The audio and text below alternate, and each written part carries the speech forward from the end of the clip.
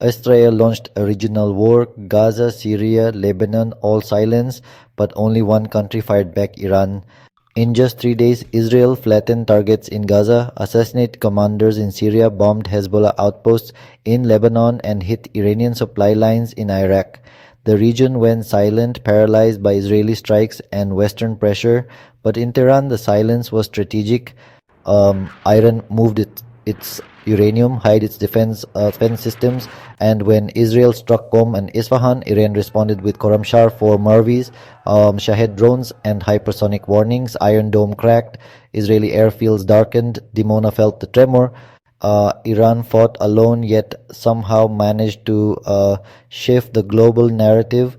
Israel, on the other hand, appeared desperate.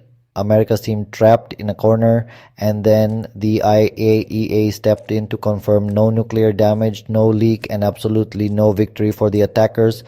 When the war began, Israel believed it had crushed the resistance, but Iran's message, it was crystal clear: you may silence others, but you will surely answerable to us.